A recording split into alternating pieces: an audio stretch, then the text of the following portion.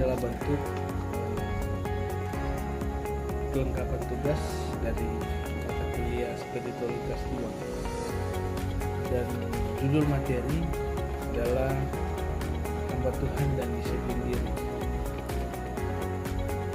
Apa itu disiplin? Disiplin diri adalah self control atau mengendalikan diri. You train yourself something by controlling your behavior. Melatih diri untuk melakukan sesuatu melalui pengendalian diri. Bagaimana cara kita agar supaya kita disiplin? Di sini ada 3 tokoh Alkitab yang patut kita teladani. Yang pertama, tokoh Alkitab yang harus kita teladani yaitu kita harus belajar disiplin diri dari Daniel. Disiplin diri dari Daniel adalah disiplin rohani yang memiliki satu disiplin yang sangat luar biasa yang dimiliki oleh Daniel, yaitu dia berdoa 3 kali sehari dalam Daniel 6 ayat 10. Dan tokoh yang kedua adalah Paulus. Disiplin rohani yang berikut ini adalah disiplin rohani dalam hal pelayanan atau melayani. Rasul Paulus melayani sampai akhir. Rasul Paulus menjadi seorang hamba Tuhan yang sukses karena ia disiplin. Dalam 2 Timotius 4 ayat 7, banyak orang mau sukses tetapi tidak mau disiplin.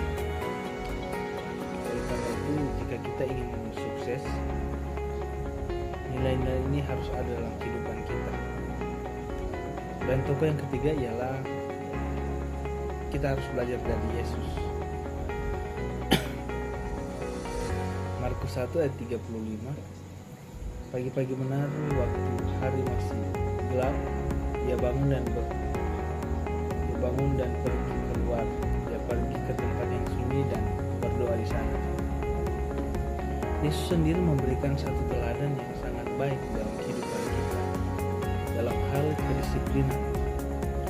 Yesus lakukan di sini yaitu dalam hal berdoa. Itu bisa kita lihat dalam 1 ayat 35. Dari ayat ini kita harus belajar sebagai hamba Tuhan, kita harus melatih diri kita supaya kita memiliki kebiasaan dalam hal berdoa, belajar membaca firman Tuhan, lakukan semuanya dengan ketaatan dan kesetiaan. 3 tokoh yang sudah saya sampaikan tadi, saya sudah sebutkan tadi, menjadi inspirasi bagi kita bahwa pentingnya disiplin diri. Dan bagian kedua, kenapa kita harus disiplin diri? Yang pertama adalah basic needs, mengontrol need atau kebutuhan kita agar tidak menjadi hawa nafsu. Yang kedua, self actualization. Aktualisasi diri ini merupakan puncak kedewasaan dan kematangan diri seseorang. Hal ini ditandai dengan bagaimana seorang bisa menyadari dan memanfaatkan berbagai potensi yang ada dalam diri untuk mencapai suatu tujuan dalam hidup. Yang ketiga adalah esteem, dihargai. Ini seperti mengeluarkan rasa tidak nyaman yang ada dalam diri. Tidak perlu merasa dendam, menerima realita hidup bahwa terkadang hidup bisa menjadi tidak adil. Melakukan beragam kegiatan untuk diri sendiri, bahkan kebiasaan buruk atau pengalaman buruk yang selalu tersimpan di hati atau pikiran seperti trauma, dendam, tidak mau mengampuni, malas, acuh tak acuh, dan lain sebagainya. Akan sulit menghargai seseorang, jadi seseorang harus membiasakan diri menghargai orang lain, dimulai dari diri sendiri dan keluarga. Dalam love, mencintai dan dicintai. Ini merupakan mencintai seseorang berarti menerima orang lain apa adanya tanpa menilai bahwa ia kurang baik dan tidak mengharapkan orang lain berubah agar menjadi lebih baik. Sedang dicintai adalah suatu keadaan yang membuat orang lain mencurahkan perhatiannya pada diri kita. Mereka akan berusaha tampil menawan di hadapan kita untuk memperoleh simpati. Selalu penuh dan setulus hati memberikan kebahagiaan, tak peduli objek tersebut merasakan hal yang sama atau tidak. Yang keempat, safety, yaitu keamanan. Adalah keadaan bebas dari bahaya. Istilah ini digunakan dengan hubungan kepada kejahatan, segala bentuk kecelakaan, dan lain-lain. Kelima, fisiologi. Makan, tinggal, berpakaian, tidur, reproduksi, dan lain-lain. Ini semuanya adalah sumber kebutuhan kita semua. Supaya manusia itu jadi yang survive, berbudaya, beretika, bermoral, bermartabat, dan lain-lain. Dalam kitab Amsal, yaitu dalam Amsal 23 ayat 21 dan Amsal 23 ayat 21, karena si peminum dan si pelahap menjadi miskin, tergantung membuat orang berpakaian copacan.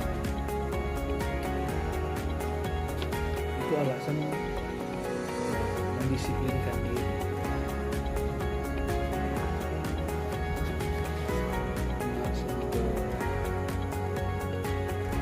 Yang pertama adalah mengupgrade potensi dan menjadi kecakapan diri. Kita harus memiliki potensi atau skill.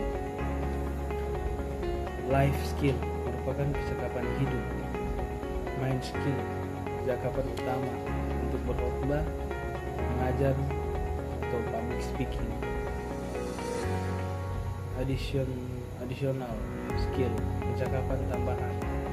Dalam Amsal 22 ayat 29, cakap di hadapan raja. Alasan mendisiplinkan diri, menjaga konsistensi. Di bagian 3, menjaga konsistensi dan kualitas hidup serta pelayanan. Apa yang disebutkan yaitu yang pertama, kebutuhan atau need, self actualization, wisdom, love, safety, dan fisiologi. Yang kedua, rohani, yaitu ibadah, doa, baca Alkitab, melayani, berkorban demi kemuliaan nama. Yang ketiga, menulis atau belajar, membaca, meneliti budaya atau akademik. Kita dapat belajar dari kisah Elisa dalam Alkitab tentang pentingnya ketaatan dan disiplin sebagai hamba Tuhan. Elisa adalah seorang nabi yang melayani Tuhan dengan setia dan patuh. Dia menunjukkan ketaatan dan disiplin dalam menjalankan tugas-tugas yang Tuhan berikan kepadanya. Selain mentalitas kebiasaan yang produktif, belajar sesuatu dengan disiplin. Kemudian yang terakhir yaitu pengolahan waktu. Bagaimana cara kita mengolah waktu dengan baik? Mengatur waktu dengan baik. Contoh sederhananya, saat waktu istirahat mari gunakan dengan baik. Untuk kesempatan kita beristirahat kita gunakan dengan baik. Dan jangan kita gunakan dengan menghabiskan waktu dengan hal-hal yang tidak penting atau tidak butuh. Kiranya materi ini bisa memberkati kita semua, dan kiranya materi ini bisa membantu kita untuk menjadi seorang hamba Tuhan yang lebih disiplin lagi dalam soal rohani, soal pekerjaan, dan lain sebagainya. Kiranya kita menjadi hamba Tuhan yang disiplin guna hormat kemuliaan nama Tuhan. Puji Tuhan, sekian video saya. Haleluya.